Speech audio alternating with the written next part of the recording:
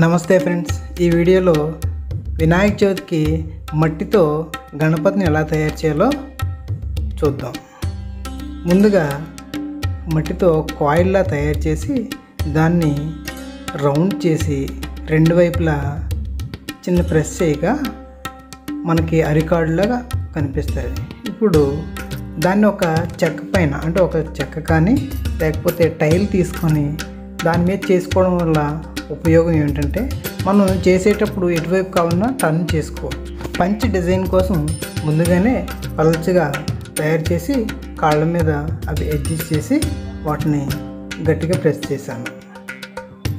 ఇప్పుడు దానిపైన ఒక పెద్ద రౌండ్ తీసుకొని అంటే మనకి తన శరీరాకృతి సరిపడేలా ఒక రౌండ్ ఒక బాల్లా తయారు చేసి దాన్ని కాళ్ళ మధ్యలో మనం ముందుగా చేసిన ఆ కాయిల్ పైన పెట్టాము. ఇప్పుడు అది సాలిడ్గా ఉంటుంది. దాన్ని బ్యాక్ సైడ్ కిందన ఏవైతే ఉందో కాయిల్ దీన్ని రెండు మిక్స్ చేయాలి. లేదంటే మనం తయారు చేసిన తర్వాత 1 డే అయిన తర్వాత అది విడిపోతూ ఉంటాయి. కాబట్టి ముందుగానే రెండింటిని జాయింట్ చేసుకోవాలి.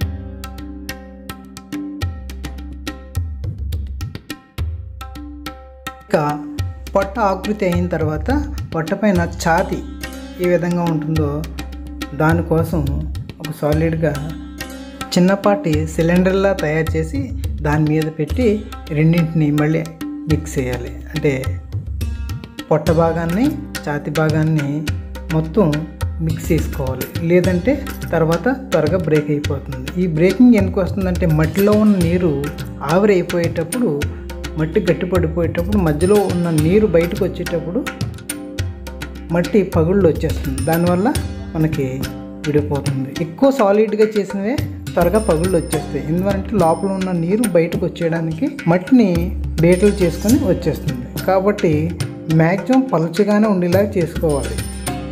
పిల్లలకి మట్టి ఎక్కువ దొరికిందనే సంతోషంతో ఒక్కొక్కసారి పెద్దగా తయారు చేయడానికి చూస్తూ ఉంటారు.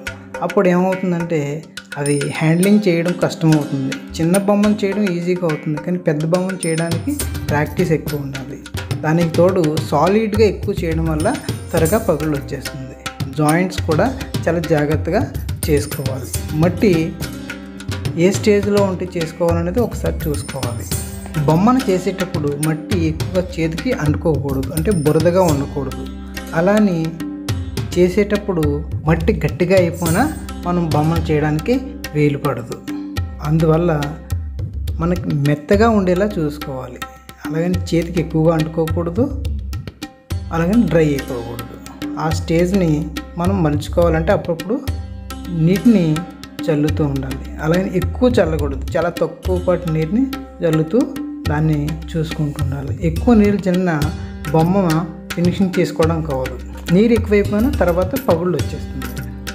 ఇక బొమ్మను చేయడానికి కూడా టూల్స్ కూడా మనకి ఇంట్లో ఏవైతే అనువుగా ఉంటాయో వాటితోనే చేయడానికి చూడాలి. నైఫ్ తీసుకున్నప్పుడు మరీ షార్ప్గా ఉన్నది తీసుకోకూడదు. ఎందువల్లంటే ఎక్కడైనా మనకి తెగే అవకాశం ఉంటుంది. కాబట్టి షార్ప్గా లేని నైఫ్ తీసుకోవాలి. పాతది ఒక స్కెచ్ పెన్ కానీ ఒక పెన్ కానీ తీసుకొని డిజైన్ చేసుకోవడానికి వాడుకోవాలి. ఓకే ఫ్రెండ్స్, ఇక స్టెప్ బై స్టెప్ నేను ఎలా చేసానో అది చూసి మీరు ప్రాక్టీస్ చేసుకుంటే మీరు చేసుకోవడానికి ఈజీ అవుతుంది. ఒక 2-3 టైమ్స్ ప్రాక్టీస్ చేసుకోవాలి.